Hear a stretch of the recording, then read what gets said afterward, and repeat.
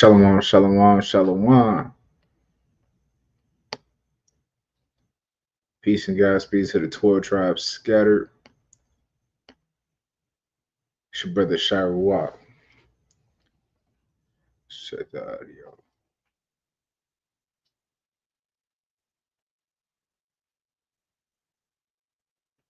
Let the people roll in and we'll get started.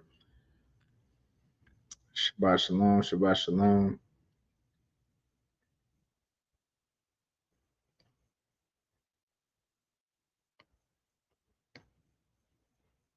My esteemed colleague, Yatazai, is not with me today, but it's all good.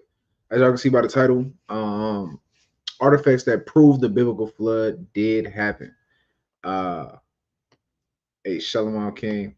If y'all follow me on Instagram, I put out a post probably about 2 or 3 weeks ago, I want to say, where I kind of went into this briefly, right, about the deluge or the great flood that occurs in the scriptures.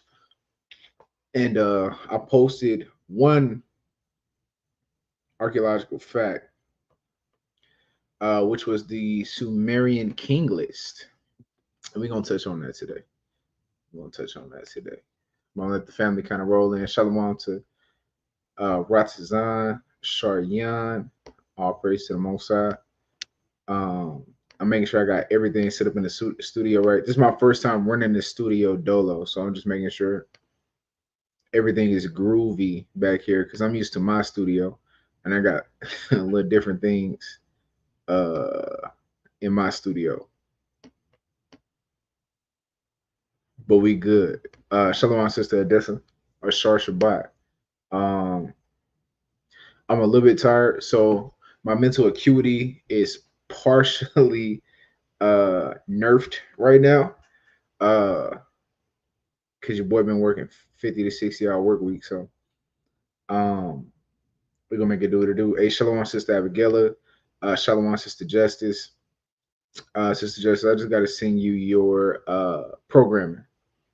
I got your programming ready. I just gotta email it to you. I'll email it to you tomorrow. And again, family, if y'all need programming for health needs, if you just want nutrition, if you want supplemental health, if you want workout programs, I can provide those things for you for free. I do it for free for you, family. No sweat. No sweat at all. All praise to the Most High. So without further ado, I'm not going to drag it. We're going to get started. So I want to start in the book of Isaiah, chapter 54. We're going to start here. Share my screen.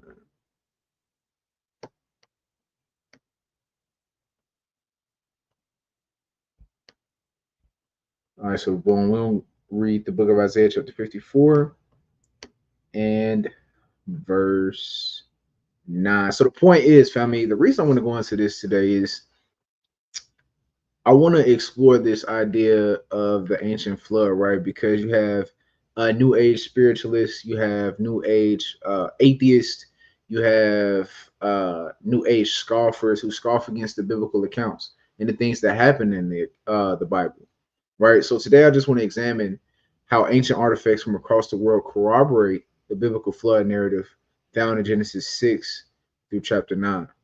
Right. I want to prove today emphatically that this is not speculation. And we're going to draw directly from primary source translations by some of the most respected scholars in archaeology and ancient languages. While many civilizations remember the flood, only the scriptures preserve the true theological cause, purpose, and covenant behind it. And that's what we're going to explore today.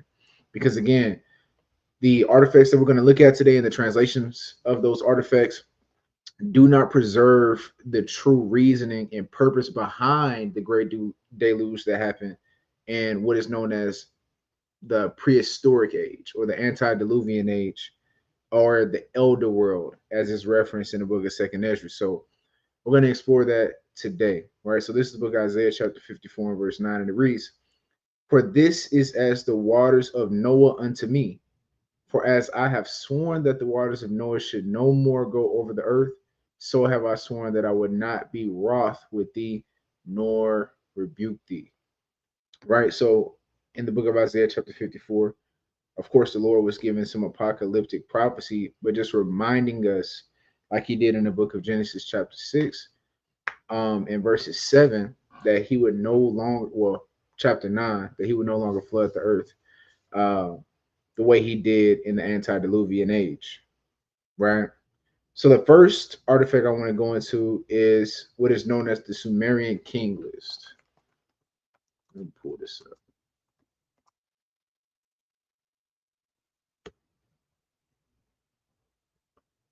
Let y'all see what this looks like.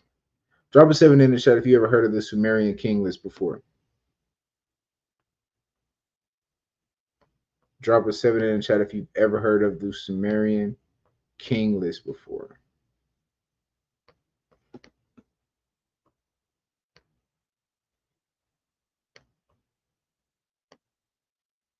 Boom.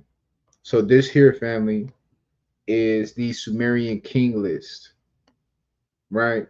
So the translation I'm going to be drawing from today is Jacobson Thor Killed, right, from the Sumerian king list, University of Chicago Press in 1939, right? So where this archaeology was found was in Nippur, Larsa, and right? So in the cities of Nippur, city of Larsa, and the city of right? So the contents of this artifact list antediluvian kings with long reigns, followed by a line that says, "Then the flood swept over." And after it gives the line, "The flood swept over," it lists the king's reign after this flood, right? So what is this doing, right? This is showing us that outside of the biblical narrative, ancient civilizations, right? Because this list was found in 2100 BCE. So ancient civilizations held a biblical narrative outside of the Bible, right?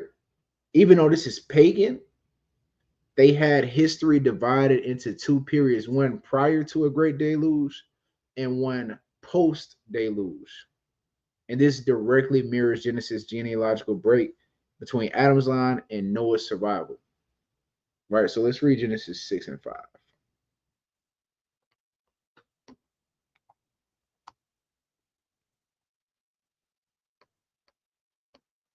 This is Genesis chapter 6 and verse 5, and it reads, actually, read the whole chapter here.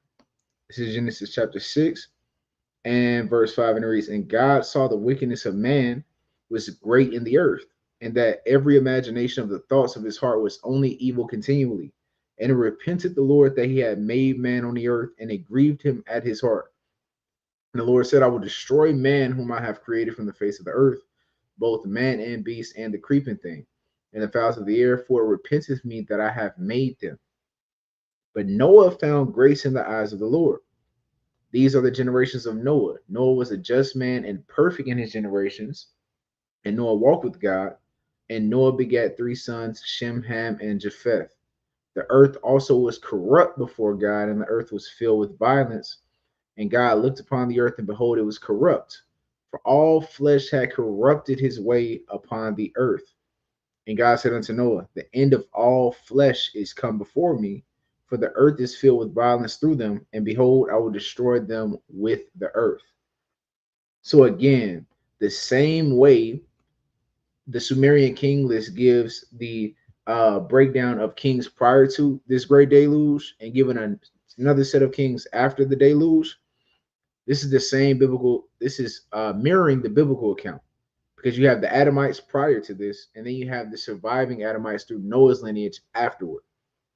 But again, this is outside of the biblical narrative, right? So again, the Bible is not the only book, and the Israelites are not the only civilization that had a flood narrative, right? So again, when people come against the Israelites and we talk about the flood and we talk about the moral reasoning behind the flood, this is actually where the disconnect happens, because the world hates righteousness. The world hates righteousness, and the world hates God.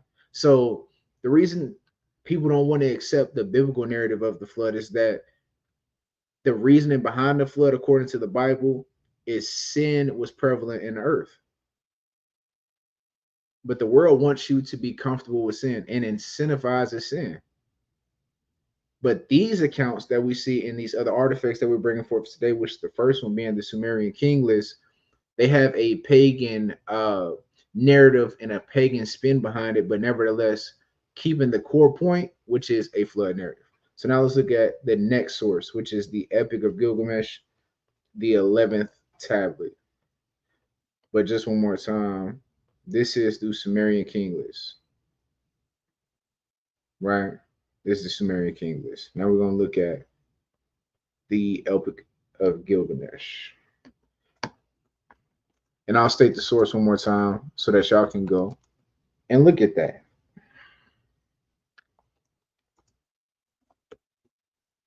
Right, boom. Now we have the Epic of Gilgamesh, the 11th tablet here.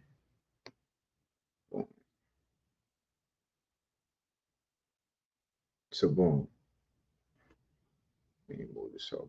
Here we have the Epic of Gilgamesh. Right. So the Epic of Gilgamesh, this is the 11th tablet. The translation source that I'm going to pull from is George Andrew, the Epic of Gilgamesh, the Babylonian epic poem and other texts in Akkadian and Sumerian.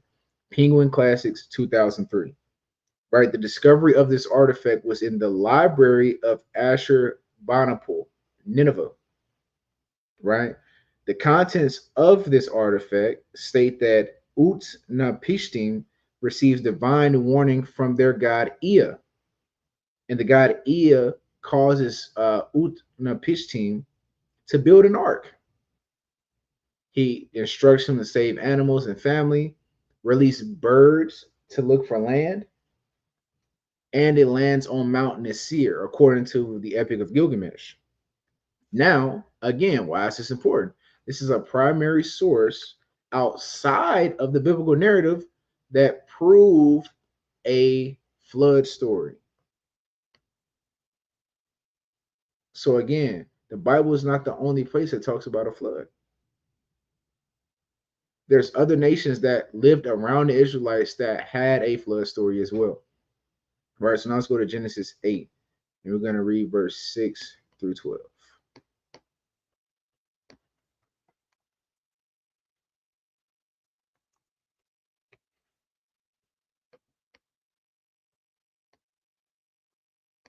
This is Genesis chapter 8 and verse 6, and it reads, "And it came to pass at the end of 40 days that Noah opened the window of the ark which he had made. And he sent forth a raven, which went forth to and fro until the waters were dried up from off the earth. Also he sent forth a dove from him to see if the waters were abated from off the face of the ground. But the dove found no rest for the sole of her foot, and she returned unto him into the ark, for the waters were on the face of the whole earth. Then he put forth his hand and took her, and pulled her in unto him into the ark. And he stayed yet other 7 days. And again he sent forth the dove out of the ark. And the dove came in to him in the evening, and lo, in her mouth was an olive leaf plucked off. So Noah knew that the waters were abated from off the earth. And he stayed yet other 7 days, and sent forth the dove, which returned not again unto him any more." Right? So again, the teaching point in the Epic of Gilgamesh is that the details match between the Epic of Gilgamesh and the biblical narrative. The difference is the motive behind the flood, right? In the Epic of Gilgamesh, the gods act from a place of irritation, and when you look at the Baal cycle, y'all got to do your homework on that, right? I would adjure y'all to do your homework on the Baal cycle, looking into that and looking into some Ugaritic history, right? Because the Canaanites they have similar stories within their manuscripts that they have, but the motives behind their gods are much different than the motives behind, of course, our God Yahweh. So, according to the Baal cycle, right, the reason that the gods of the Canaanites flooded the earth, according to their narrative, was because they were just irritated with mankind, right? But in Genesis, Yahweh was judging moral corruption in the earth. You understand? And this moral clarity made Genesis a more authoritative account. because it gives very explicit reasoning behind why God flooded the earth. It was because of sin. It wasn't just because God woke up one day, looked at man, and was like, "Hey, humans are being noisy and irritating today. I'm gonna flood the earth because they're irritating me." That's not how our God works. But this is literally the thought process of the other nations, specifically the Canaanites, the Babylonians. This is the way that their gods viewed humanity, like a nuisance. And it's very interesting when you go and you dig deep into the Baal cycle. Also, when you look at some of the Babylonian accounts as well, it gets really interesting the way their gods work and the way that they think about humanity. But nevertheless, right? Second primary source, the Epic of Gilgamesh here, right? The Epic of Gilgamesh. And again, this was discovered in Ashurbanipal, Nineveh, right? And the translation for the contents that I just read came from George Andrew out of his work, The Epic of Gilgamesh, the Babylonian epic poem, and other texts in Akkadian and Sumerian, Penguin Classics, 2003. And I will gladly provide my source material for anyone who wants it after the lesson. No problem. Right. So the next artifact that I want to go into. So we've already went over two. The first one being the Sumerian king list. The second being the Epic of Gilgamesh, the 11th tablet. So you got the Sumerian king list that was discovered in 2100 BCE. And you also have the Epic of Gilgamesh, the 11th tablet, right? And now I'm going to talk about the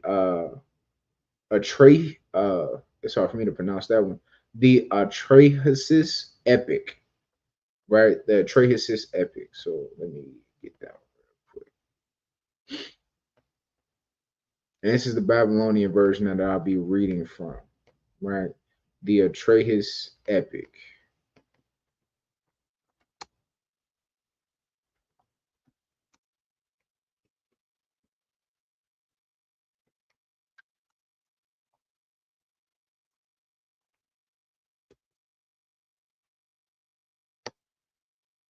All right, so boom.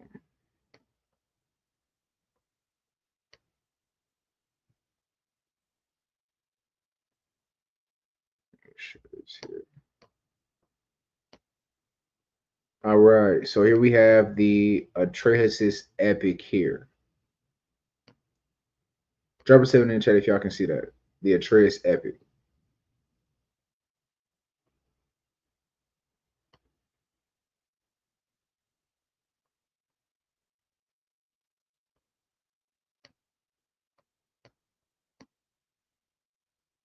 All praise. All right. So boom.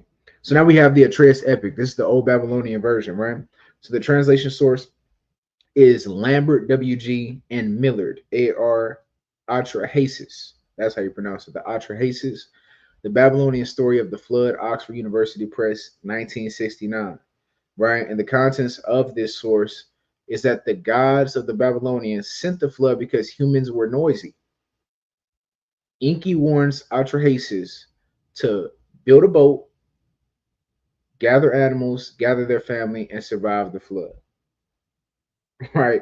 So the connection again is the biblical account here in Genesis 6 and 11, showing that not was it just that humans were being a noisy nuisance to the gods of the Babylonians, but again, it was a righteous judgment that came from the Heavenly Father. Right. So let's read Genesis 6 and 11 again, just to show the connection, to drive the point home.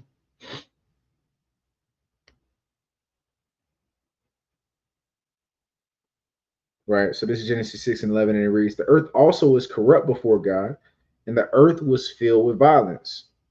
So again, the reason that God flooded the earth, as we all know, was due to sin and corruption in the earth. But when we look at the other sources outside of the Bible, the narrative is different in the motive behind the God's flooding the earth. But nevertheless, the story remains the same, that a flood did occur. Right? So the point of this source is that this is a pagan account that trivializes the reason for the judgment, what's important to understand is that the Bible's reason for the judgment of the flood is rooted in justice and righteousness, right? And we know that the heathen can't get right.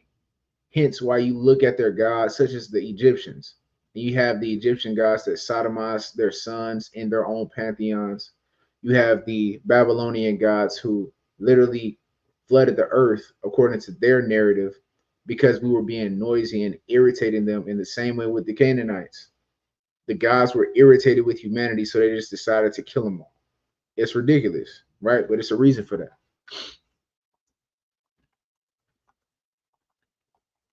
Let me get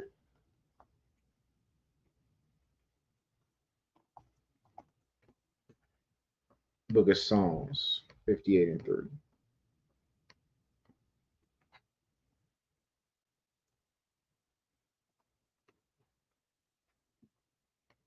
Right? This is the book of Psalms, chapter 58 and verse 3. And it reads, the wicked are estranged from the womb. They go astray as soon as they be born, speaking lies. And that's what you see about the narratives behind their flood stories. Is one, that they're a lie and they're wicked and estranged. I mean, how would you feel to worship a God who at any given moment, because he or she gets irritated with you, decides to judge the entire earth and then destroy it all because they got irritated? Because they lack emotional intelligence as a deity and destroys the whole earth. It makes absolutely no sense. But this is the narrative behind these are the nations and the flood stories that they held to, right? But I digress. So we went through three so far. So we got the Sumerian King List, we have the Epic of Gilgamesh, and this is also, family, why this is important and why I'm giving y'all these sources, right? Is because one, it should be a faith builder to show that there's proofs outside of the biblical narrative, because people always ask us those questions, especially for the brothers who go out and street teach or teach online, right? To have sources to back up biblical accounts outside of the Bible. So this is why it's important to understand and know these things, is because it helps you in battle. It sharpens your sword. Now when you're having a conversation with someone about the biblical flood account, however the conversation may come up, and then they may be a non-believer, and you can point them to these sources to prove that there are other ancient civilizations that predate the Israelites, right?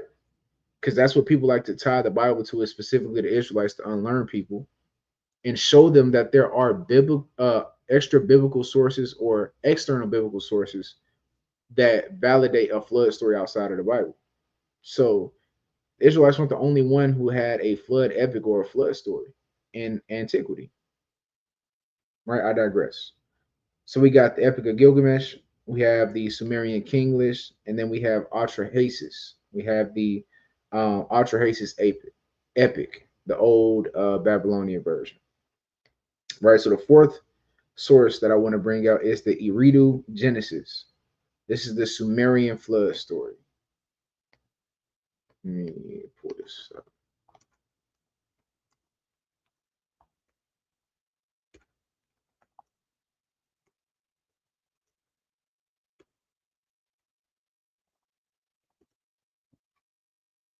There we go.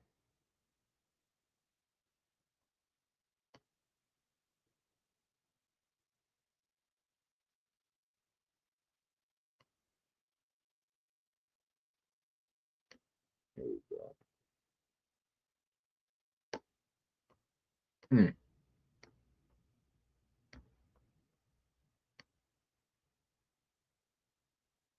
All right, so here we go, family. So look, this is the Eridu Genesis, or the Sumerian flood story. Here, this is what the artifact looks like. This is the Sumerian narrative of the flood. In the face, the place that this was found was Nippur, and the contents of this artifact state that Zeus Sudra, a priest king, warned of a divine flood. This priest king builds a massive boat after flood offers a sacrifice, right? So what's very interesting about this narrative is that, again, it's so similar to the Genesis account, in the fact that after Noah came off the boat and got settled in the land, he did the exact same thing. He built an altar unto the Lord and offered burnt offerings. Let's go to Genesis 8 and 20. Very interesting stuff. Very interesting.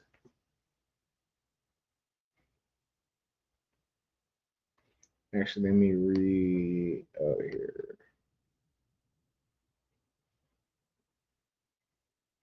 So this is Genesis 8 and 15. It says, and God spake unto Noah, saying, go forth of the ark, thou and thy wife and thy sons' wives with thee. Bring forth with thee every living thing that is with thee of all flesh, both of fowl and of cattle, and of every creeping thing that creepeth upon the earth, and that they may breed abundantly in the earth, and be fruitful and multiply upon the earth. And Noah went forth, and his sons and his wife and his sons' wives with him, every beast, every creeping thing, and every fowl, and whatsoever creepeth upon the earth, after their kinds went forth out of the ark.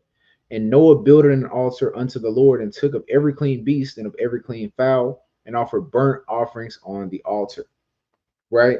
So in this Eridu epic, or the Sumerian flood story, it says that their priest king, Zeusudra, warned of a divine flood. He builds his boat and then offers a sacrifice, right? But in their story, it's after the flood. But in the biblical account, it's before the flood.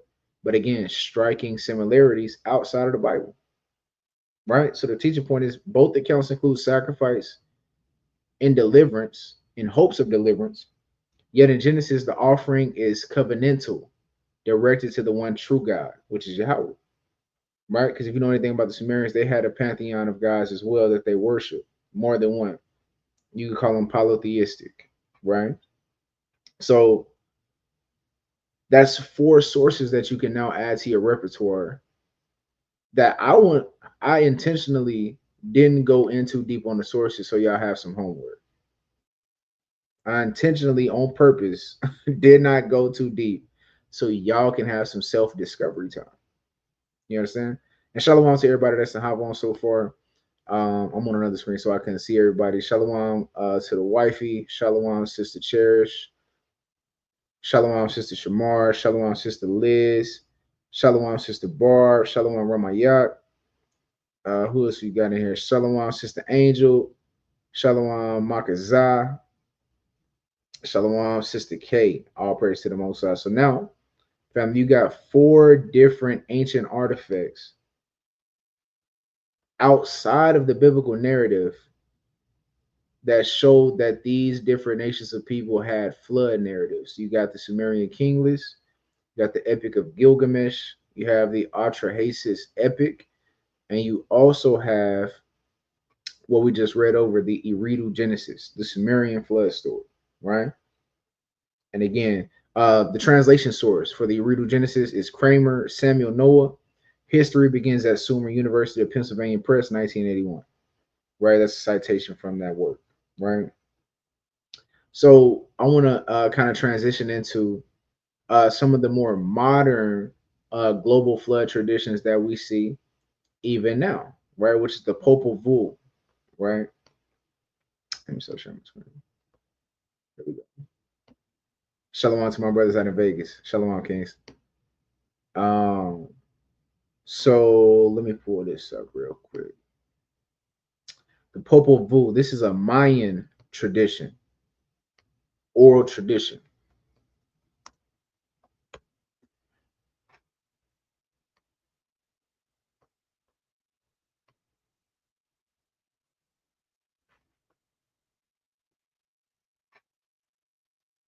Boom, here we go. Let me share my screen real quick.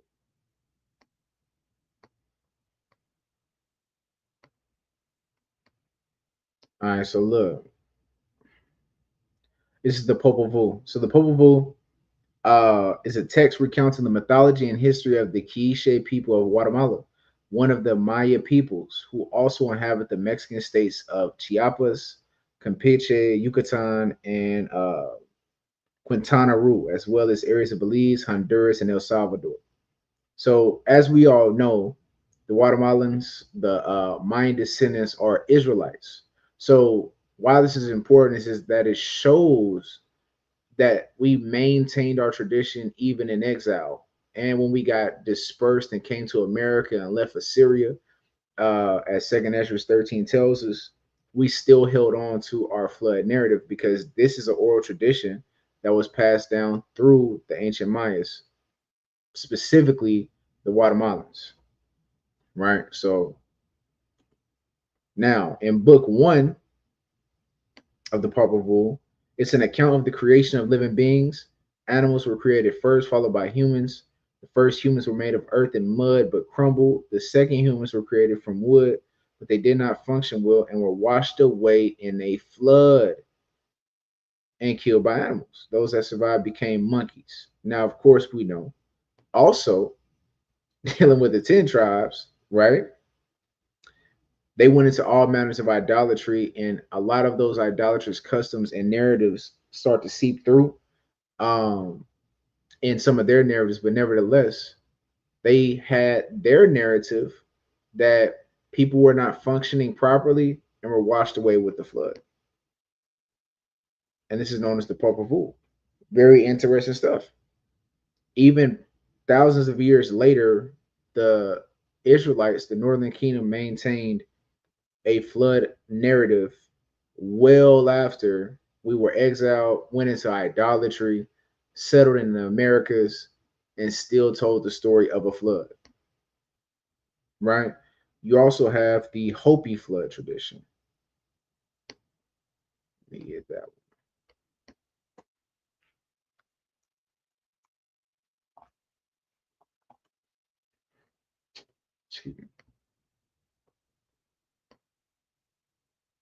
Right? Here we go. So the Hopi, the Hopi are Native Americans, still dealing with Israelites, right?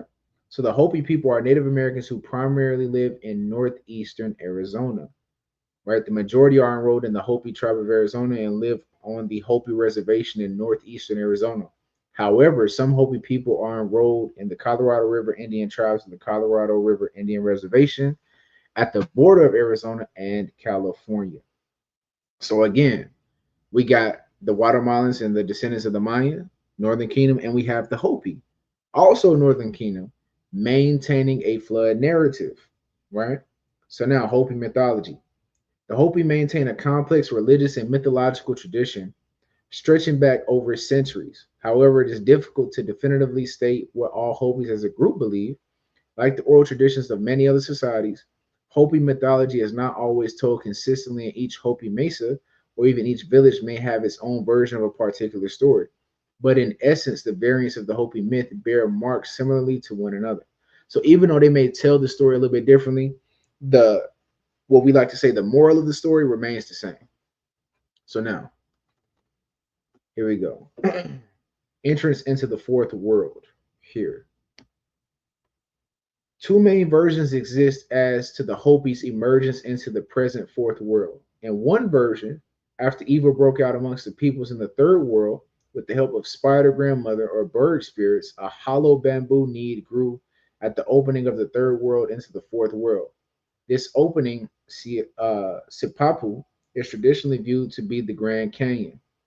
According to Barry Pritzker, the people with good hearts, kindness made it to the fourth world. Right, so they still maintain a narrative of the righteous people being delivered, and of course the wicked people being left behind or destroyed. Right, the other version, mainly told in Oraibi, has it that Tawa destroyed the third world in a great flood. Before the destruction, Spider Grandmother sealed the more righteous people into hollow reeds, which were used as boats. On arrival on a small piece of dry land, the people saw nothing around them but more water. Even after planting a large bamboo shoot, climbing to the top and looking about, Spider Woman then told the people to make boats out of more reeds and using island stepping stones along the way. The people sailed out east until they arrived on the mountainous coast of the fourth world. Do you see that? Do you see how the tradition is still maintained? How in the biblical account there was a settlement on the mountain? In all of these accounts, there's a settlement on the mountain, there's a flood that occurs, there's people being saved by boats. And again, the Hopi were Israelites. We're dealing with Native Americans, and then we have the Papavu, which are Guatemalans, Northern Kingdom, and they maintained their biblical narrative, of course, with changes due to the idolatry that the Northern Kingdom went into, but nevertheless, still maintained the tradition of a great flood and being delivered by boats thousands of years later. Thousands of years later. Now, when I was going into this, what I found really interesting that even the Chinese have a flood narrative. Like, and we see this echo. Let me go here, right? Let me go to Judith real quick, just to show you that the whole world knew Israelite history.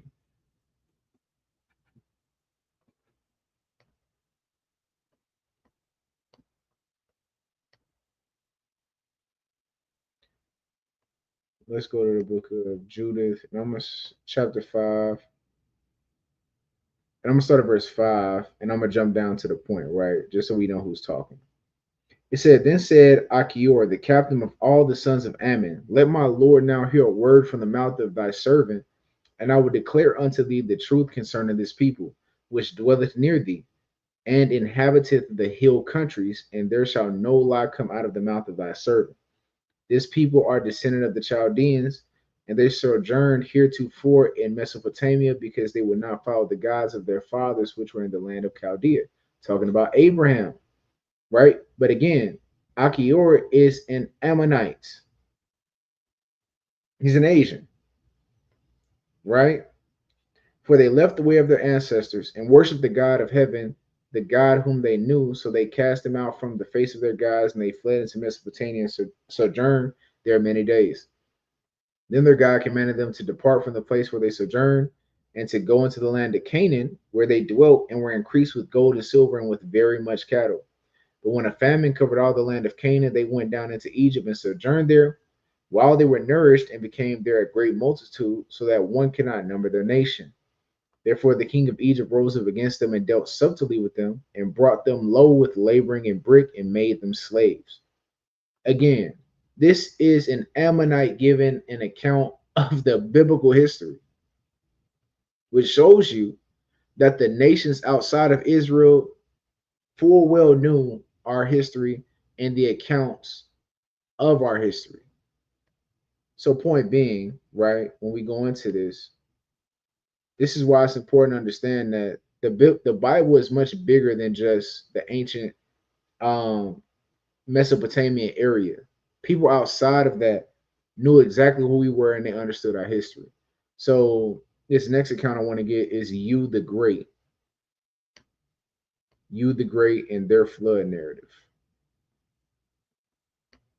Which I'm real quick.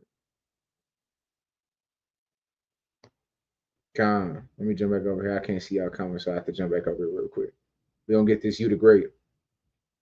Right? It's the same premises, exactly. Sister Barr said that's crazy because there are some stories that sound similar to the Bible history that's told in a fairy tale version that being taught in the English subject for kids. Exactly. Because everybody knows the truth, but of course they have to downplay the truth. Because if the truth really comes out, then the chosen people get set free and the wicked people get put into bondage. Excuse me. And that's just the reality of the situation. So they sprinkle it in there, which is why um, the Bible says this.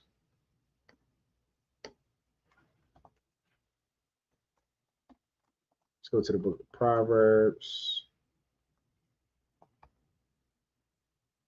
chapter 25. This is why the Bible tells us this. Proverbs 25. I believe I want verse 2. Yes. It's the book of Proverbs, chapter 25, and verse 2, and it reads, It is the glory of God to conceal a thing, but the honor of kings is to search out a matter. You got to do your research. Nobody's going to give it to you. Nobody's going to give you this information. You got to go find it. You got to go look for it. It's strategically, this system that we live in here in America specifically is strategically built to keep you asleep. And Judith 5 goes into that in verses 20 through 21, which says that if this people wake up and go back to their God and be righteous, it's our ruin. But if we can keep them in sin, we will continue to trample over them and rule over this people. It's that simple. That's the name of the game. Keep Israelites in sin. We keep ruling. We can't let them get righteous, because if they do, then they start ruling and we get put in subjection. We don't want that.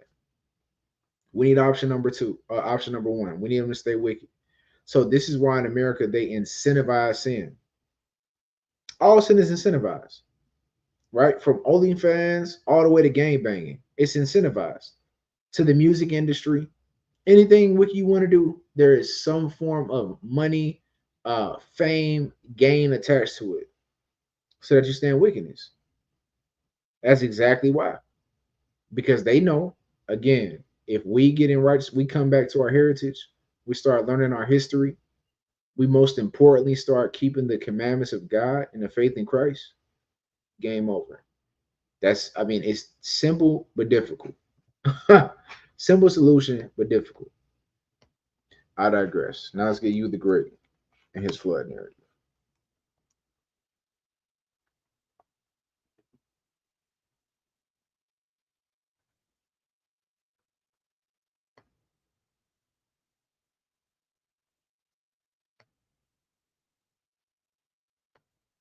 Here we go.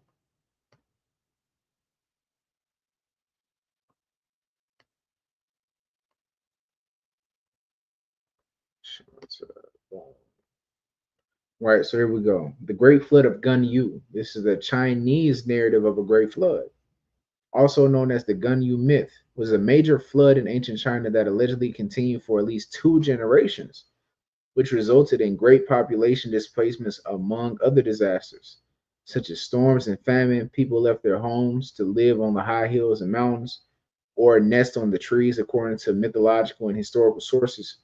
It is traditionally dated to the third millennium BCE, or about 2300 to 2200 BCE, during the reign of Emperor Yao. You understand? So this is around the same time, actually a little bit earlier than the Sumerian king list was discovered, right? The Chinese already had a great flood narrative. Very, very interesting, right? Very interesting. However, archaeological evidence of an outburst flood at Jishi Gorge on the Yellow River, comparable to similar severe events in the world in the past 10,000 years, has been dated to about 1920 BC, a few centuries later than the traditional beginning of the Jia dynasty, which came after Emperor Shun and Yao, and is suggested to have been the basis for the myth. Now, one thing, family, and this is something that I've found in looking at ancient civilizations mythology, and why I feel it's a little bit important, is because through the mythology of these other nations, this is how they express their beliefs and their history in a way.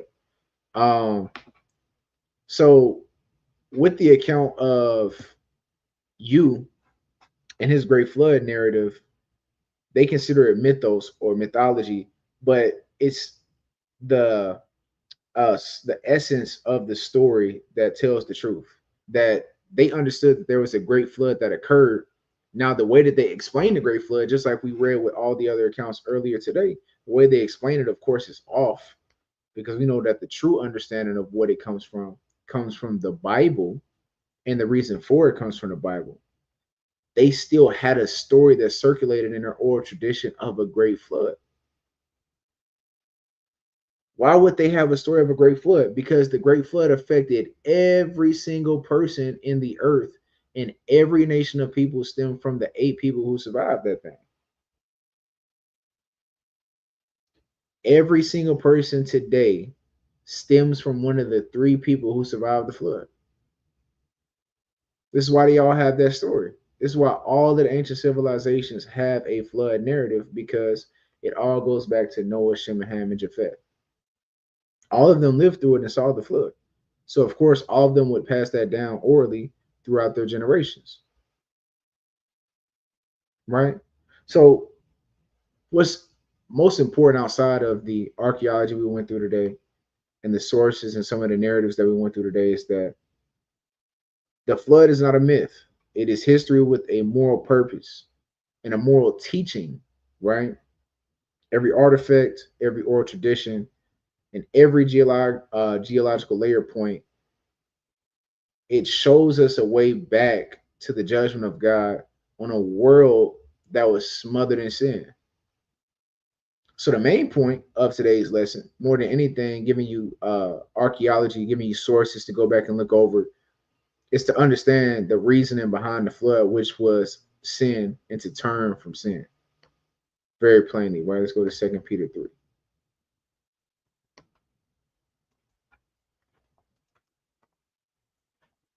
Second Peter chapter 3 and verse 5.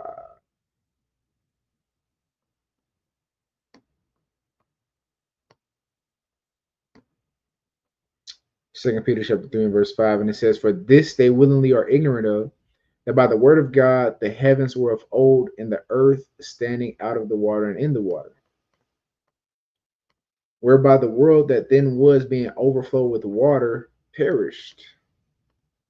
But the heavens and the earth, which are now by the same word, are kept in store, reserved unto fire against the day of judgment and perdition of ungodly men." Right? So the day that once was before was destroyed due to water, with water, due to the acts of ungodly men. And the days coming forth where the earth is going to be destroyed with fire is due to the same thing. So the point is, family, you got to get right with the Most High by keeping His all statutes and commandments. You have to cleanse your way by His word in order to escape these things that occurred before. Because what we proved today is that the flood actually occurred. And according to the biblical narrative, the reason for the flood was due to sin. So to avoid the coming destruction, which is going to be by fire, is again to live a righteous life. All praise to the Most High. Um, so with that, family, I've given y'all some homework to do. Those sources that we went into today, I want y'all to go back and do your research on those. I gave out my sources. I gave the books. I gave the articles. I gave all those things out today specifically for you to go back and search it out. Because I believe that you retain information via self discovery. I feel like that's the most effective way to maintain information is through discovering it yourself, asking questions and answering them yourself. Right. Anyways, I want to open up for Q&A. If y'all have any questions, uh, we can do a little Q&A. Rata, if you're still in the chat, I don't know if he's gonna come to the school or not. But it's cool if you're not, big bro.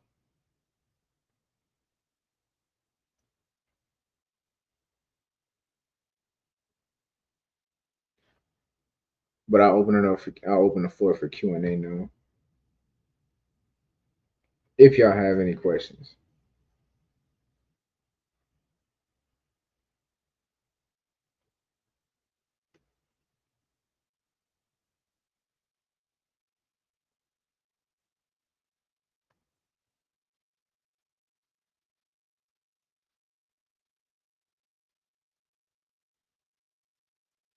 I did have some other stuff that I was gonna go into, but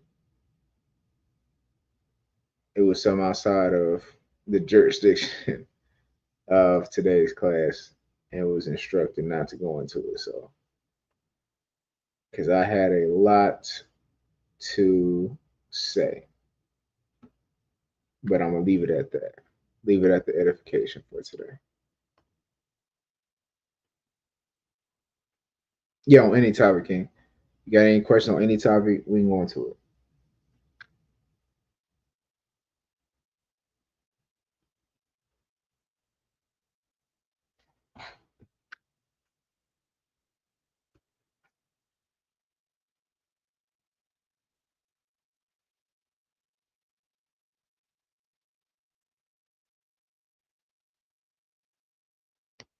Come, all praise to the Most High.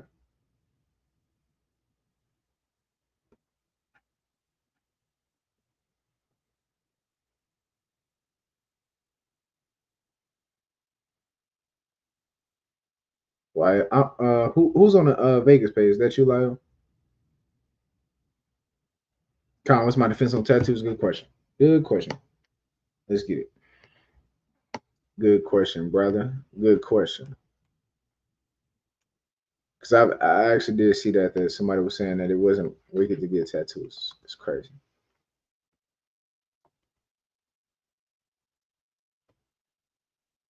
All right, so let's go to Leviticus 19.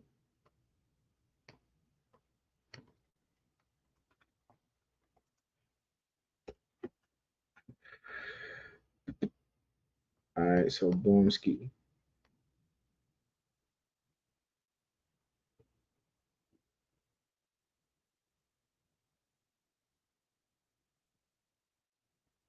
All right, so let me share my screen, right? Oh, Salakia. I thought I saw Vegas about Salakia. Oh, so like, okay. My fault. My fault. My fault. My fault. All right, so boom, let me get here we go. All right, so Leviticus 19 and I'm glitching up.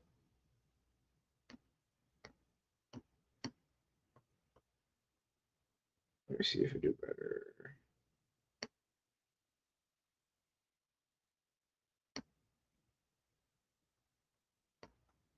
All right, here we go. All right, so Leviticus 19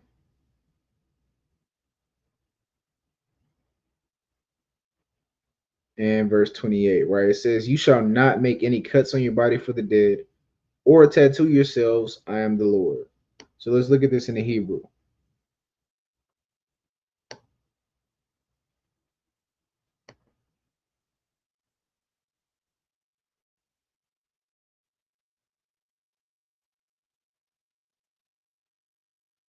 Because this is overly plain, right? So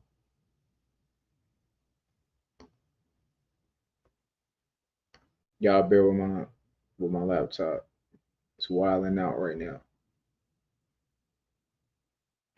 All right, so the word here for tattoo is titanu, 50 H5414, Nathan, right?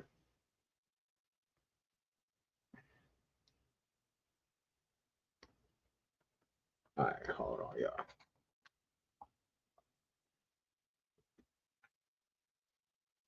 Got to make an audible real quick. Salakia.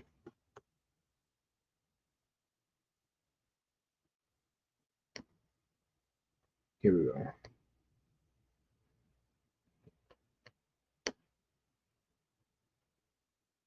All right, so we got H7085, right? And the reason that is different is because uh that was the ESV I was just using on Bible Hub, two different manuscript traditions. Conversation for another day.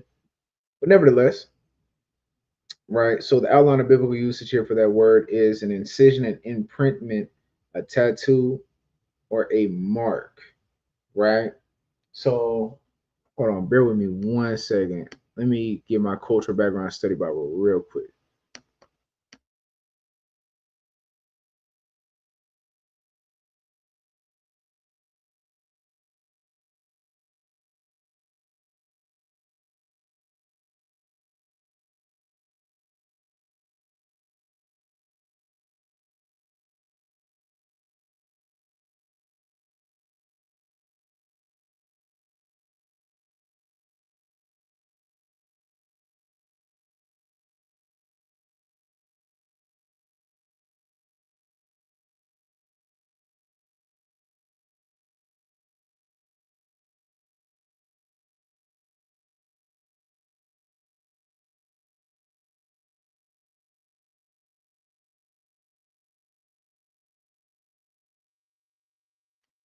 All right, so boom, so I'm back, family. So look, this is a cultural background study Bible, right?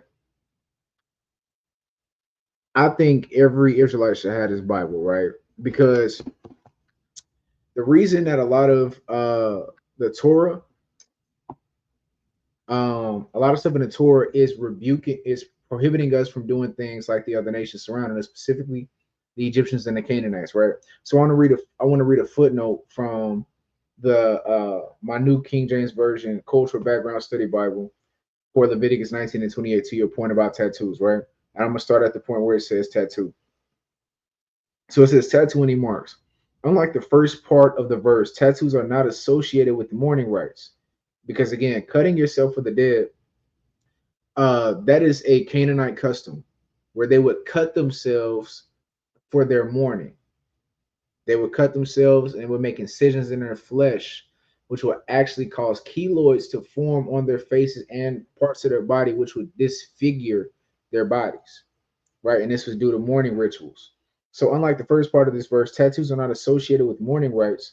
The use of tattoos is evidenced from early in the biblical period.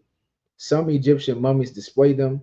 Many simply feature geometric patterns, but some have portrayals of gods or are the names of gods. They were at times used to mark someone's loyalty to a particular god.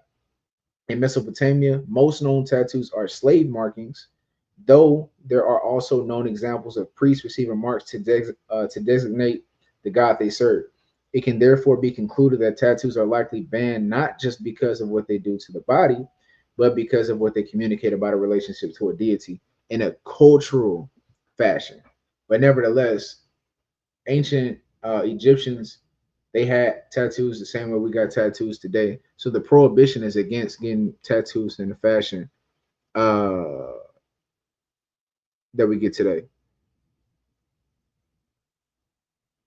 Kind, exactly, like exactly. It's nothing new under the sun. It's the same thing. Back then, same thing now. Um, so yeah, but this is a gem. This book, a gem. Gotta gotta get that thing, a gem, for sure. Let me scroll up. Let's see.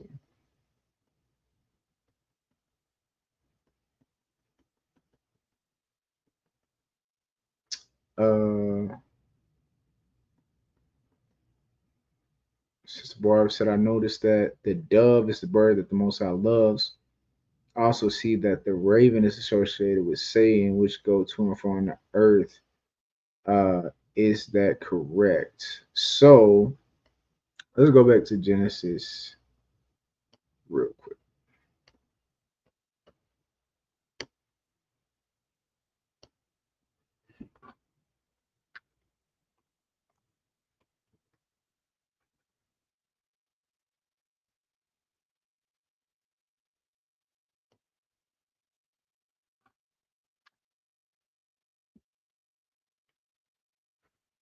What's that? Chapter 6. I'm not sure.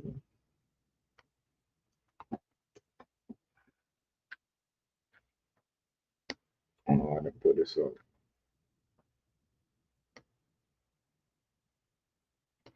All right, so boom, right? Genesis 8 and verse 6. And it came to pass at the end of 40 days that Noah opened the window of the ark which he had made, and he sent forth a raven, which went forth to and fro until the waters were dried up from off the earth. Also, he sent forth a dove for him to see if the waters were abated from off the face of the ground. But the dove found no rest for the sole of her foot, and she returned unto him into the ark, for the waters were on the face of the whole earth. Then he put forth his hand and took her and pulled her into unto him into the ark. So one thing, not saying you do this, Sister Barb, but one thing we got to be careful about doing is asserting certain things in the scriptures that aren't necessarily there, right? So it doesn't say that the raven was associated with um, Satan. It just never came back. Right now, the Most High does love doves, but it also doesn't say that he hates the raven. You see what I'm saying? So I wouldn't say that that's necessarily correct to answer your question. Um, Yes, Sister Des, I'm gonna put that in the chat right now.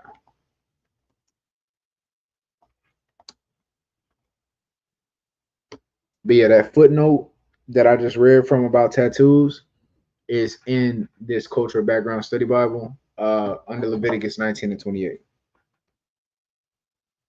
Let's see. Brother Lyle, did that answer your question, King? I hope I answered your question.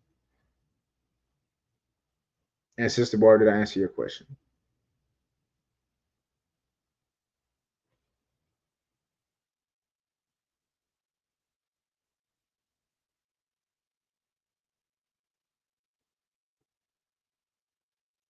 Okay, come.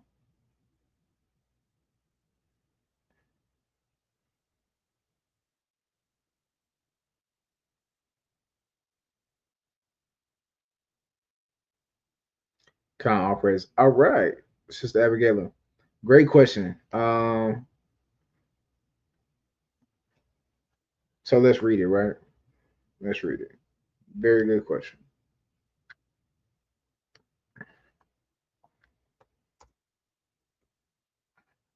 All right, so boom.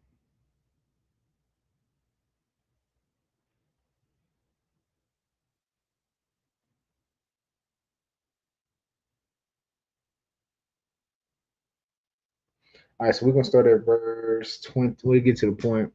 Genesis 11 and verse 27. It says, "Now these are the generations of Terah. Terah begat Abram, Nahor, and Haran begat Lot. And Haran died before his father Terah in the land of his nativity." In Ur of the Chaldees, and Abram and Nahor took them wives. The name of Abram's wife was Sarai, and the name of Nahor's wife Milcah, the daughter of Haran, the father of Milcah and the father of Iscah. But Sarai was barren; she had no child. And Terah took Abram his son, and Lot the son of Haran his son's son, and Sarai his daughter-in-law, his son Abram's wife. And they went forth with them from Ur of the Chaldees to go into the land of Canaan, and they came unto Haran and dwelt there. So the question the sister asks is she's confused about a certain verse. Genesis 11 and 27 and 29 state 27. Now these are the generations of Terah. Terah begot Abram, Nahor, and Haran begot Lot, and Abram. Uh,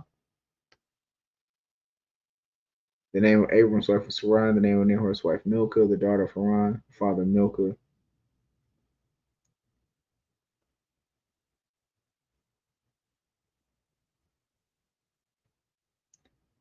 Hold on. I'm just not seeing that you broke your question up. Uh,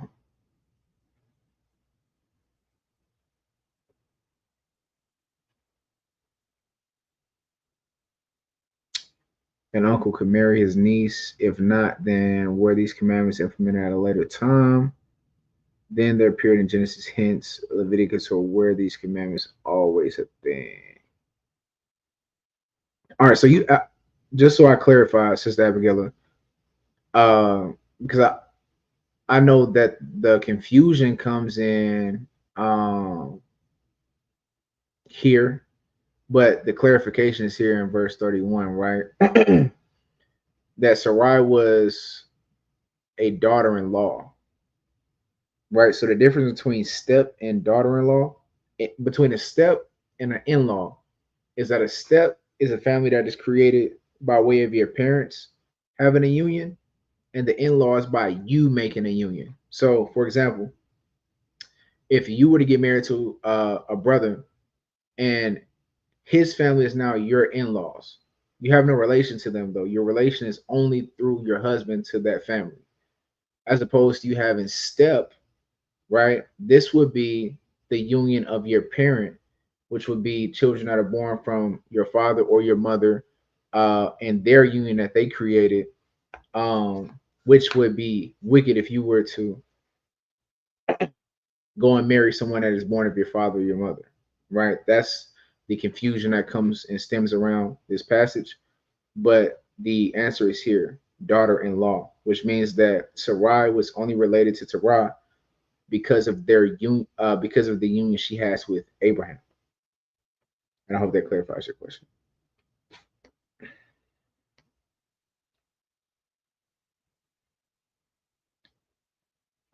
Good question though. But clarify. But to your point, yeah, it's wicked for an uncle to marry his niece for sure. But that's not what's going on in Genesis 11. Sarai wasn't the physical daughter of Terah. He was basically she was his daughter-in-law. All right, Lael on the cross. What is your breakdown on how it is idolatry? All right, so let's look at what is idolatry. Right. Let's go to Exodus 20.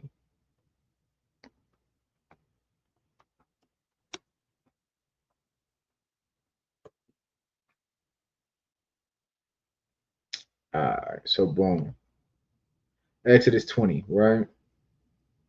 And it reads Exodus 21, and God spake all these words, saying, I am the Lord thy God, which have brought thee out of the land of Egypt, out of the house of bondage. Thou shalt have no other gods before me. Thou shalt not make unto thee any graven image, or any likeness of anything that is in heaven above, or that is in the earth beneath, or that is in the water under the earth.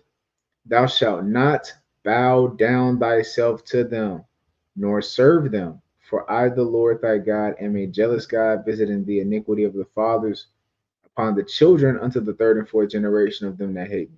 Now, dealing with the cross. Oh, on Milka. Okay. Salaki. We'll go back to that after I answer Lyle. Now, the criteria for idolatry is bowing down and serving the idol, the graven image, right? When we look in the Christian church and we look at the cross and its usage, especially in Catholicism, let's do this.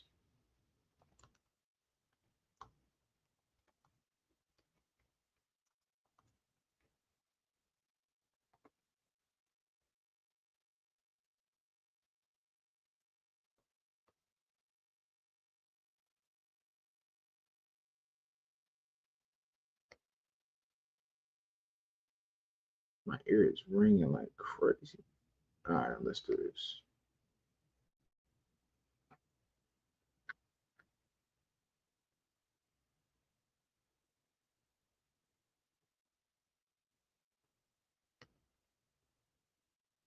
Salaki. I'm pulling up this article right now. Bear with me 1 second, Lyle.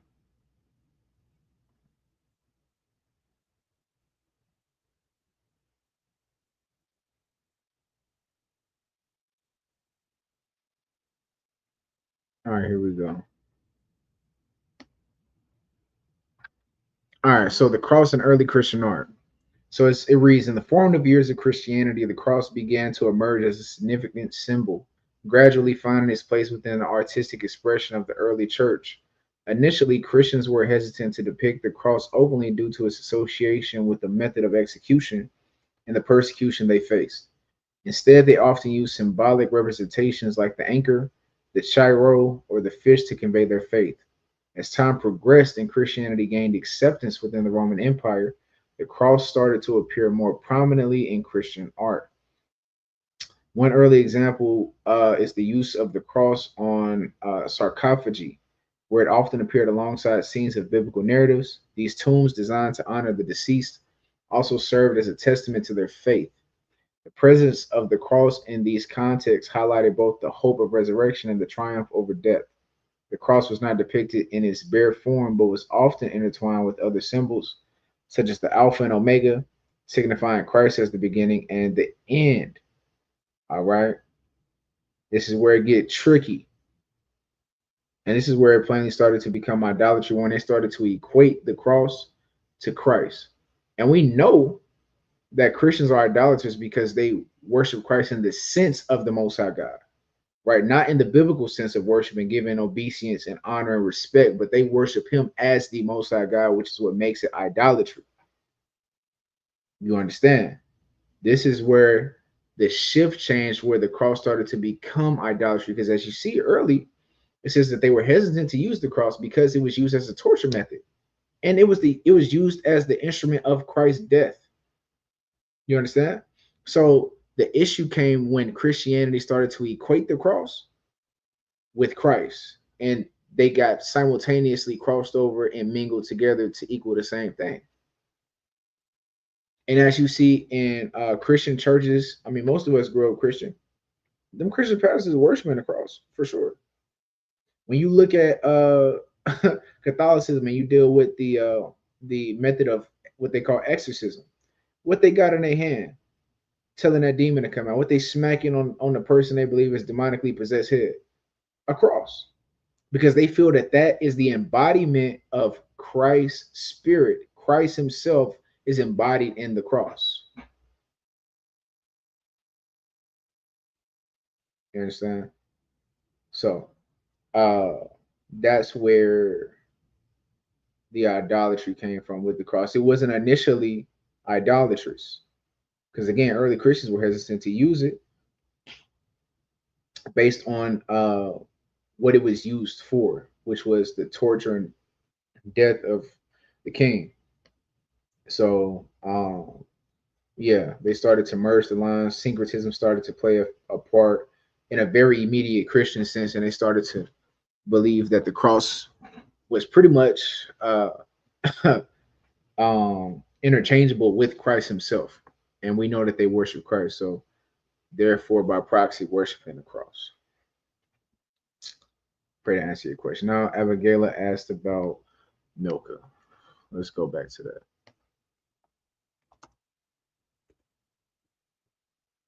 I hope that answered your question. If it didn't, let me know if it didn't answer your question, Ken.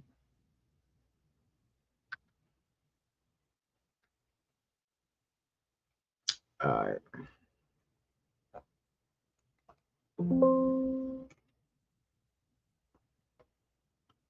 Boom.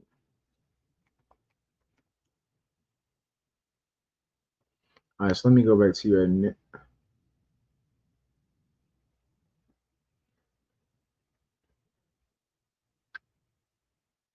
Khan, all praises. Let me go back to you. I'm trying to find your initial question, Sister Abigail, just so I can have the scripture in reference that you were referring to. Genesis 11 and 29. Okay, there we go. All right, boom.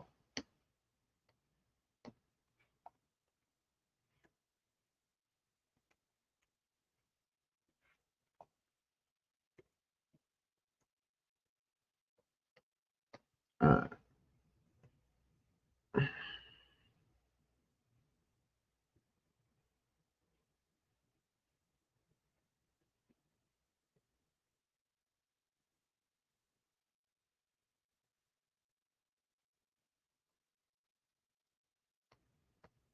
All right, share my screen real quick.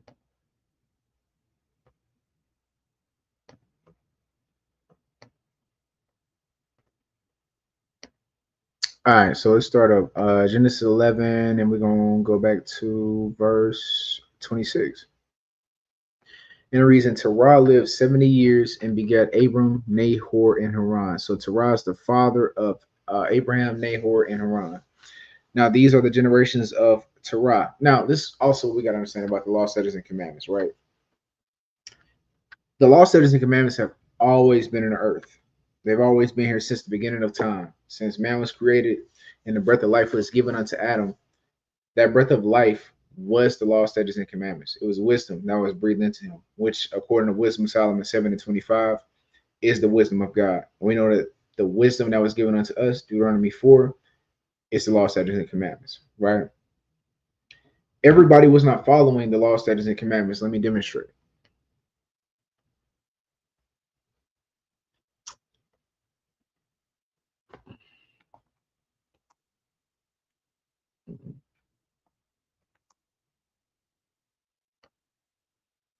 Let's look at Canaan specifically.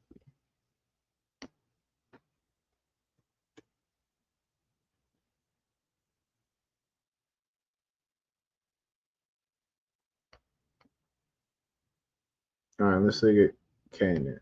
Now, Noah had the law, statutes, and commandments. Remember in Genesis 7 that he knew the difference between clean and unclean animals. You understand? So he had the wisdom of God. But his son who we can deduce was taught the law, statutes, and commandments by his father because he was considered righteous in his generation, still sinned, right? So this is Genesis 9 and verse 22. It says, "In Ham, the father of Canaan, saw the nakedness of his father and told his two brethren without. And Shem and Japheth took a garment and laid it upon both their shoulders and went backward and covered the nakedness of their father. And their faces were backward, and they saw not their father's nakedness." Why? Because it's a sin to look upon your father's nakedness, according to Leviticus 18. So we know that the laws, statutes, and commandments were in the earth because Noah had the law, statutes, and commandments. This is Genesis 7, verse 2. It says, "Of every clean beast thou shalt take to thee by sevens, the male and his female, and of beasts that are not clean by two, the male and his female." How will he know what was clean and what was unclean? By the Torah, right? So we knew that Noah had the law, statutes, and commandments, and he subsequently taught them to his sons. But we understand that everybody did not keep the law, statutes, and commandments, which is why it's a chosen lineage. It went from Adam to Seth to Noah to then Shem to Abraham, Israel. There you go. Right? Everybody was not keeping the law, statutes, and commandments. Right? So just showing you here an example of sin taking place, even though the law, statutes, and commandments are present in the earth, everybody was not keeping it. So now, going to Genesis 11.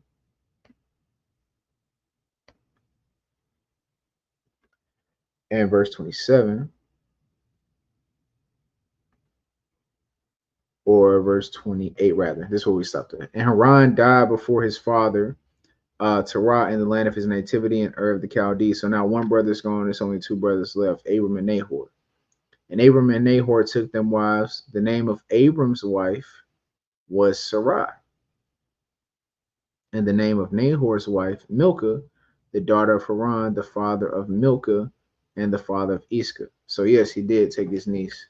And yes, that is wicked.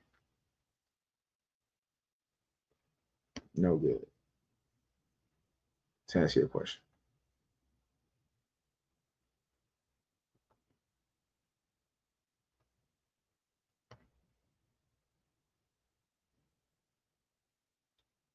So yes, you were correct, sis. That's wicked. Good questions. Brother Lyle said, "How did the repopulation of the earth happen with 8 souls?" Um, let's read it. Let's go to Genesis.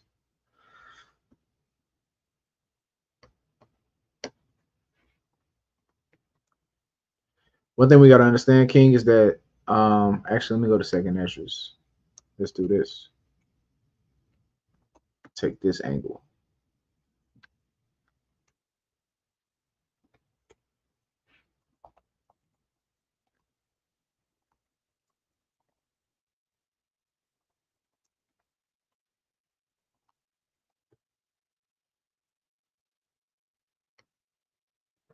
Boom. All right, let's look at this one, King. Second Esdras 14. Because the simple answer is they repopulated the earth. That's the simple answer. But let me show you this before I go here.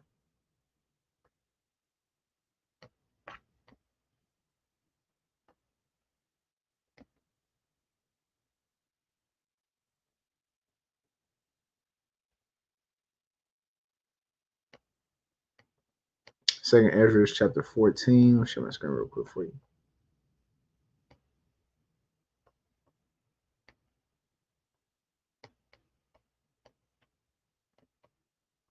And I'm gonna start up at like verse 15.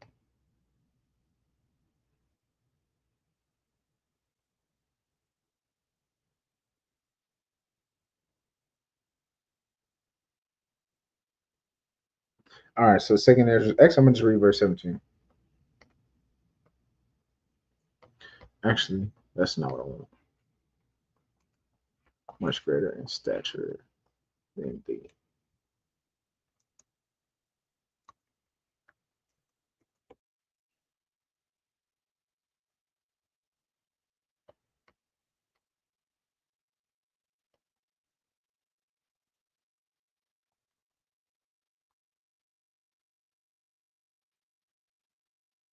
Somebody help me out in the comments. Where is that precept in Second Esdras, where it talks about the previous generations being greater in stature? Let me see. Let me find this precept real quick for you.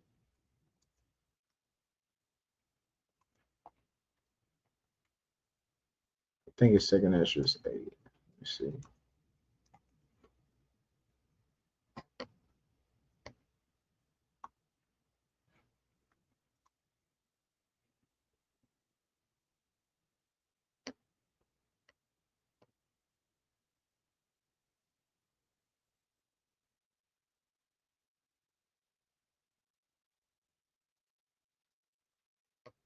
Somebody help a brother out. It's a precept in Second Esdras that talks about this and how our forefathers were much stronger than us. Their stature was much larger. They had the ability to bear more children as well due to this fact.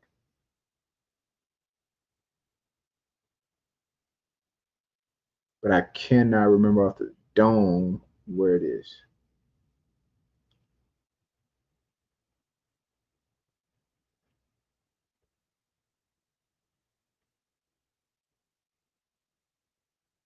But nevertheless, this is read Genesis 10 though.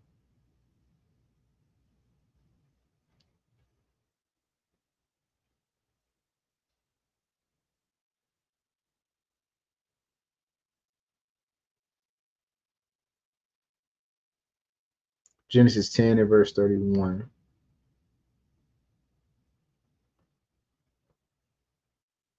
Second Esdras 5 and 52. That might be what I want. Let me see. Yes, the water. Thank you. I think Sister Abigail said it too. The water to y'all. Second Esdras 5 and 52. That's what I want. Yes. The water. All right, so boom. We're gonna start at 52 and then read through verse 54. The water. Right. So this second Esdras chapter 5 and verse 52. Actually, verse 51. It says, He answered me and said, Ask a woman that beareth children, and she shall tell thee. Say unto her, Wherefore are not they whom thou hast now brought forth like those that were before, but less of stature? And she shall answer thee, They that be born in the strength of youth are of one fashion, and they that are born in the time of age when the womb faileth are otherwise. Consider thou therefore also how that ye are less of stature than those that were before you. Understand it. So our bodies were different in the elder world. The water, that's Brother Kaniak, I like it. The water and the water is Sister Abigail. So in the age or the antediluvian age, right, which would pretty much be or the elder world, the times of Noah, our bodies were much different. We were bigger, we were larger, we were closer to perfection, we were closer to the original man, to make it simple. So it wasn't that difficult to repopulate the earth in a sense, right? And of course, you have divine intervention because this is all within the will of the Most High for us to repopulate the earth after it was just destroyed. But nevertheless, our bodies were much different. They were created to handle more. They could handle more, right? And that's what Ezra is getting a revelation of right now, that you're less of stature. You're smaller, you're weaker, you're more feeble, you're less connected than your forefathers were. You understand? So yeah, we were much bigger, much stronger, much more efficient humans in the time of Noah. So we just had sex and repopulated. That's what happened. Again, every Sham, Ham, and Japheth had their wives. They had children. They had their children had children, children, children, children. Uh, and yeah, that's how that went. Kind of. Good question. The water for helping me out because I cannot remember that precept for nothing. I knew it was in second Esdras, but I can't remember where. So the water to Cognac and Sister Abigail for the alley oop. Any other questions? Coming up on an hour 30. Y'all know if y'all know about the Hebrews, I don't like to drag out the questions. I be trying to get to it. But I'm liking the questions though. Y'all asking really good questions.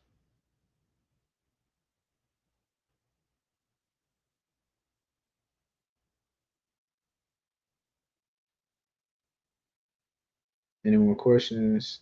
Lyle, did I answer your question? Not my brother Lyle be hungry. He remind me of myself when I was his age. When I first came into the truth, I'd be on here spamming questions to Yataza and Rata, and definitely blowing up their phone too. That's good though.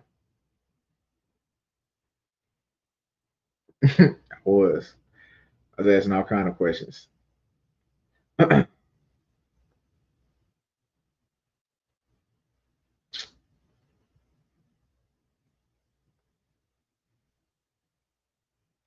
Kind, kind. Yeah, that's a good spirit to have. Sirach tells you to wear out the doorsteps of the elders. That too, Marcus. Again, it just goes back to humanity in general. We were just much more efficient. We had access to a healthier earth, more efficient earth as well. The elder world, um, like Second Nature says, the gates were wide and sure. Right? It was a lot easier to be righteous. It was a lot more righteousness in the earth. Remember, sin brings forth death, and sin has abounded in these last days. So there's much more death as time goes on and on and on because sin increases over time. And sin corrupts everything down to Mother Earth, which is why it's going through birth pains. That's why there's so many natural disasters, right? Those are spiritual repercussions for sin in the earth.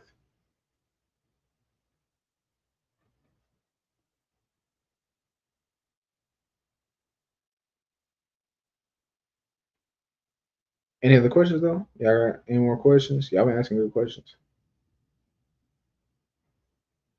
Actually, I want to do this real quick, Brian. Let me shout my boy Mac out again.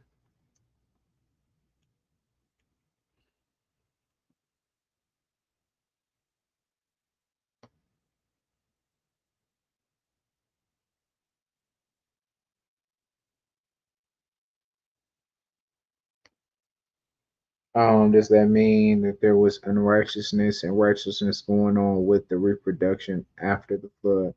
What you mean by that?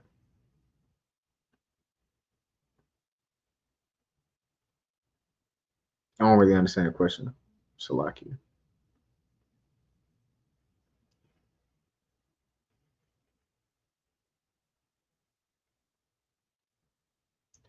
Does that mean that there was unrighteousness and righteousness going on with the reproduction after the flood?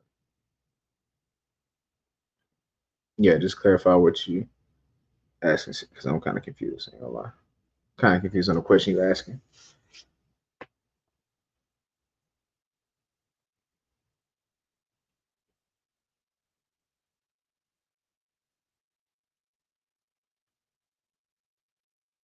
But there was unrighteousness after the flood, though, for sure.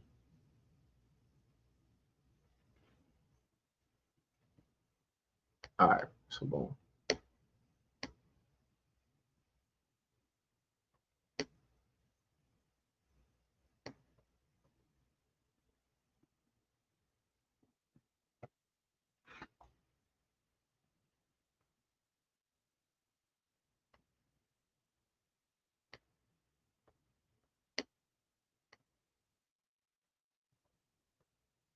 Oh, I gotta play this one song by Matt while we here.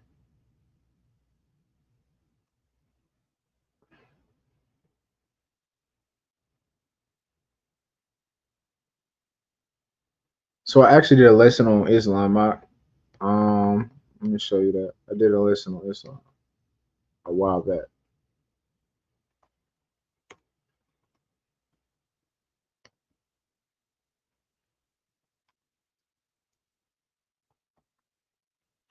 Actually, you know what I'm gonna do for you, Lyle? I got a whole I got a whole presentation for you, King, as far as Islam is concerned. We went over this in soldiers class before you became a soldier, so I'm gonna just send you that packet of notes for you to look over as far as Islam and destroying Islam. Like me sitting here going through wouldn't do it no justice. So I'm gonna just send you that in an email form for you and Zakar. But yeah, I gotta play this Mac real quick. Salaki. Bro is incredible.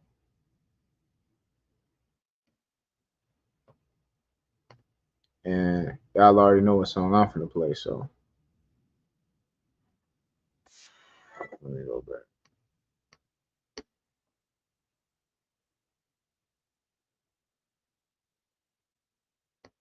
Are you good, sis? I just didn't understand the question he was asking. Yes, indeed, sis. Tahar should have it. Tahar should have all those notes. If he don't though, I'll send them to Tahar, and then of course he can send it to you. Yeah, and the reason that brothers be converting to Islam in jail is because they don't want to gangbang. So that's the next best option. That's what be going on in jail. Brothers don't want to gangbang. They don't want to be blood or a crip. So the next best option is you got to be a Muslim because you can't really be dolo in prison. You can't really be dolo. It don't really work like that. You got to politic uh in prison a little bit. You can't be like a lone star gonna get ate up like that. Pause. So that's why brothers be converting to Islam. And brothers don't even be knowing.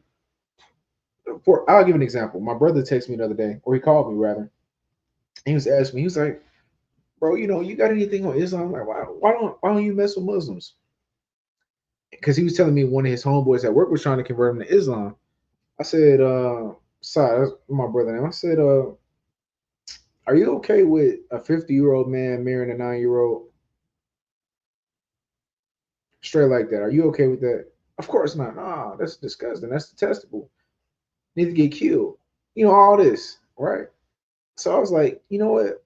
Why don't you ask your homeboy if he's okay with the 50-year-old man marrying his daughter if she was not, and see what he said.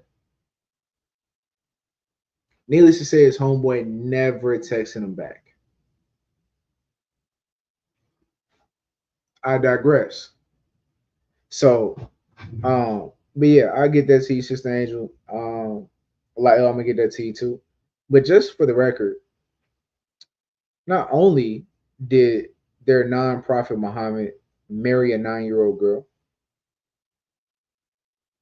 consummated the marriage, meaning had sex with a 9-year-old. He also owned black slaves, interestingly enough. Thirdly, the Quran points you back to the Torah. And if you're getting pointed back to the Torah, that means that you can't follow the Quran because the Torah prohibits you from worshiping any other God outside of Yah. That's just to name a few. Like I said, I'm gonna send you the info we got though, because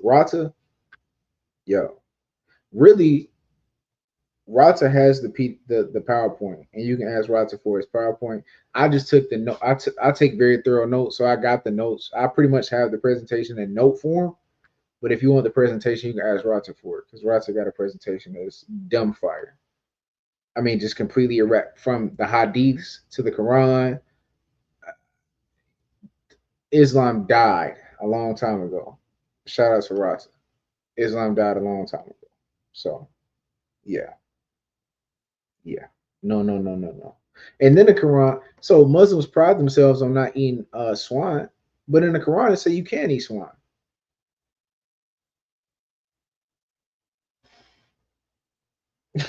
Muslims pride themselves on not eating swine, but in the Quran it says you can indeed eat swine. Give me a break, man. Islam is retarded. Toilet paper is what the Quran is. Anyways, even when you look into the custom, they always wanted women slaves as sex servants, and the more women slaves, the richer they were. They slept with young girls. Yeah, and Ishmael is homosexual too. Um, they believe when they go Allah Akbar and blow themselves up, they're gonna have little boy toys in heaven.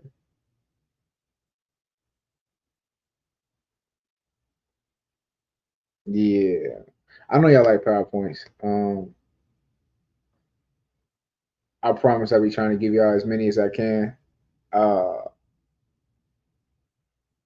50 hours of labor be beating your boy up. I don't be having the energy really to be doing them like that, but I be trying to give y'all as many as possible for sure.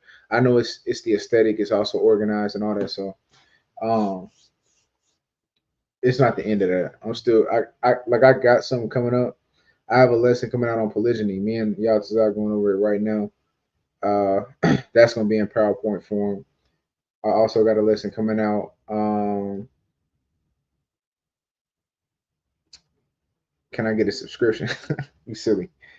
Uh, the Ephor religion and Egyptology. I don't have one prepared, but I can go into it. For sure. I actually been meaning to get to order a Book of the Dead just so I could for study purposes. Because I needed to get the coffin text. I don't know if y'all remember. I want to show y'all one of the most glorious times in Israelite history ever. Let me show y'all something.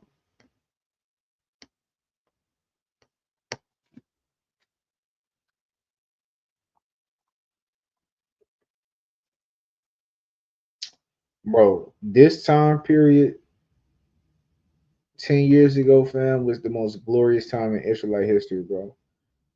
It was some of the most incredible information I have ever heard in my life. Just period. Like, if you got questions, um, all praises to the Most High. All praises.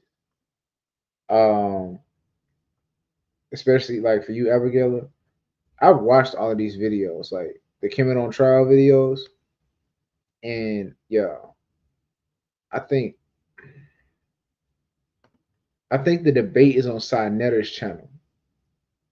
Like the full debate of Kemet on trial, I think is on Sinetter's channel. But nevertheless, just look up Kemet on trial on YouTube, and you're gonna get fed. No cap. As far as wanting to know the cuts and the ins and outs of African consciousness and Egyptian consciousness, and or I should say Cometian consciousness and ideologies, that's where you're gonna find that. Khan, for the Islam are the Christian version of their religion, much like Christians don't eat or follow the Bible, they don't follow the Quran or know it. Facts. Too many people here in the Navy. Are you in the Navy? That's crazy. Yeah, the Nation of Islam not even considered Muslims anyway. They just a foundational Black American organization. They're not even considered real Muslims. All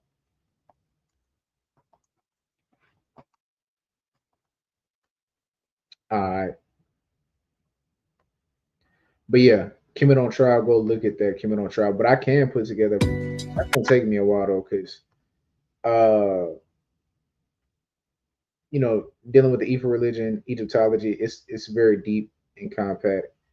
Um, and plus, I want to learn a little Middle Nature, which I have a resource to learn Middle Nature, but it would take me time. I ain't gonna lie to you. That's not a lesson I can just push out in a month, 2 months, 3 months. Like it's deep stuff. Because that came in on trial, it's like I think it was like 3 or 4 debates came in on trial. Gorilla Hebrew, he smashed them paws a couple times. Divine destroyed them a couple times. It was another brother, I can't remember I think his name was Nasi, I think, destroyed him. Of course, General Hashar destroyed him, and it was so much info. Like it was too much. Like you got to sit down and like watch it for a couple of days to get it. And I know that wasn't it. I know they didn't even get all the way in their bag. You know what I'm saying? Because this is a debate, so you got time limits and all that stuff. They weren't even in their bag, and it was in their bag. If you understand what I'm saying. Um,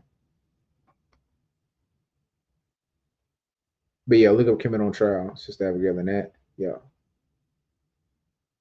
Oh yeah, good question. I'm about to play it right now. I'm about to play it right.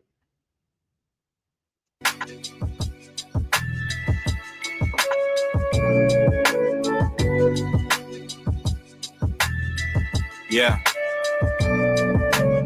Yeah, little faith. Got so much to learn.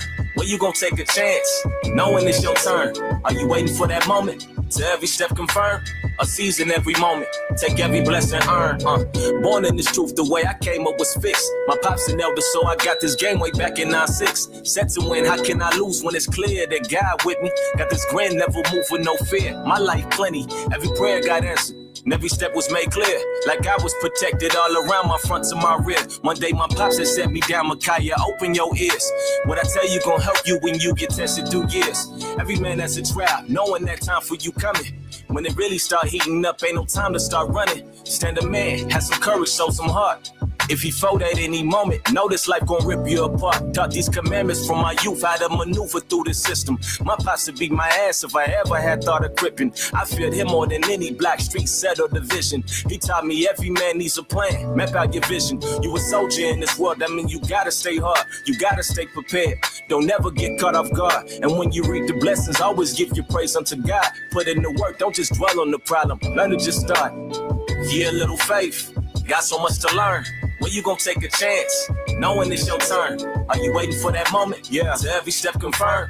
A season every moment, take every blessing earned. Dwell on them lessons as I'm going through hell. Was taught that I'm an Israelite, which means I'm supposed to prevail. Dust off myself and got back to it. 7 times I had failed, more than a conqueror. Never break as I go through travail. Know that it's mind over matter. The smallest faith could move mountains. Cause the wind to cease, proclaiming peace, it flows like a fountain. Back when my dreams had got shattered, it seems that nothing else mattered. Dwelt on my failures so long I had failed to climb up the ladder. What if I fall again? I'm tripping, is that fear that I uttered? There go that doubt again. I'm slipping into water, I flooded, but couldn't fly. Hesitation why I would hide from my purpose. Play it safe, really harming me. Stay in fear and just suffer. A coward died 1,000 deaths, a soldier died only once. A quitter has plenty of options, winners know they have none. The future's based around the next step, went ahead and took one.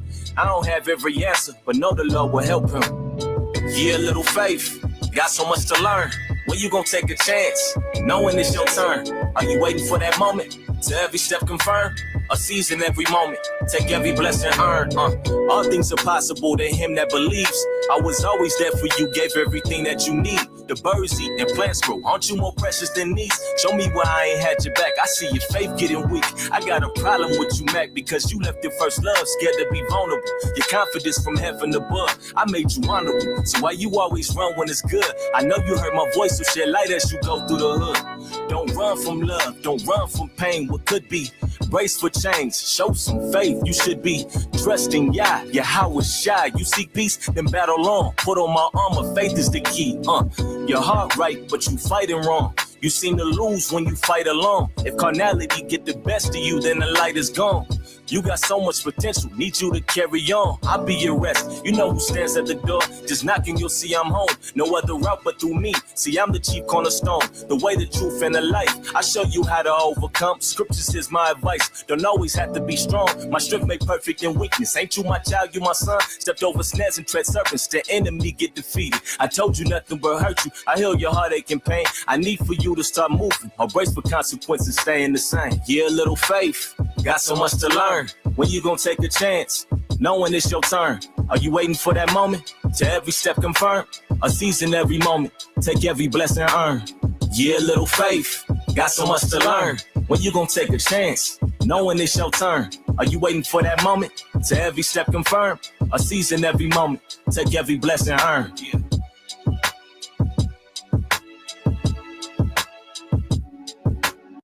Yeah, overly tough. Overly tough. Overly tough. Mac is like that. I ain't gonna lie to you. Mac is like that. He got a song on his IG. He sent me the he sent me the audio file. I ain't gonna play it though. I'm a gatekeep, unfortunately. Uh, but yeah, I know I got. Hey, go to my page. Hebrew ethics. I got a lesson on the Trinity. I got two lessons on the Trinity. Matter of fact, I got a lesson on Islam. I got a lesson on speaking in tongues. I got all kind of lessons on the channel. And I think we got like 3 videos on this channel about the Trinity. Um, Also, shout out to Sons of Thunder. Go watch the debate Joel just had. Y'all all just had a debate like 2 weeks ago with a brother. I think it was Red Cloud Apologetics. I mean, y'all all completely annihilate. It was like that was a not that was, that was overkill. I ain't gonna lie, it was overkill. Yeah, Ye Little Faith is unequivocally the hardest song on the entire project. I don't even care what Mac talking about. That's the hardest song on the whole album. Facts. Um, from the melody to the beat to the lyricism to the flow to the delivery, fire up and down. Uh, no comparison. No comparison. No comparison. No comparison. Also, Dirty Diamonds is fire. I like Dirty Diamonds. That's more like a workout song though, in my opinion. Mac is like that. Mac is like that. I ain't gonna lie. He's like that. And y'all go support the brothers merch as well after the Sabbath and any feast day for that matter. Let me see if I can find his website real quick. To him that overcometh.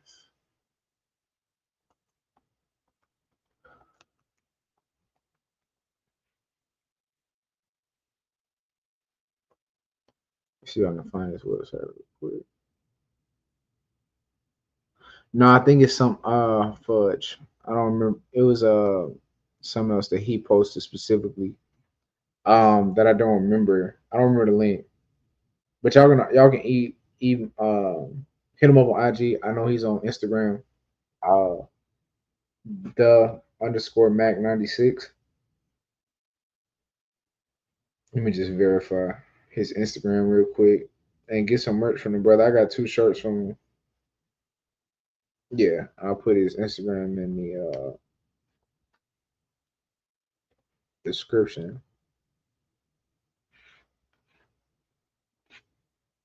and reach out to the brother and support his business. We support small owned black businesses. And get some merch from the bro as well. But we're going on 2 hours, family. Um, it's 1 o'clock my way on the East Coast. If brothers and sisters don't have any other questions, I'm gonna go ahead and sign off. All praise to the Most High. I pray I was edified. Go back and look over the sources. Go do your homework. Y'all got a homework assignment to go and look over those artifacts. That's your homework assignment. Go look over those 4. Next week I'm gonna quiz y'all. I think Rot's gonna be up, but I'm gonna hop on with him and I'm gonna give y'all a congregational quiz before he get into it. And I'm gonna ask y'all what those 4 artifacts were that we went over. I'm gonna ask y'all. Think it's a game. It's not. But I digress. Love y'all, family. All praise to the Most High. Shabbat Shalom, Ashar Shabbat, and we'll see y'all tomorrow. All praise to the Most High. Shalom.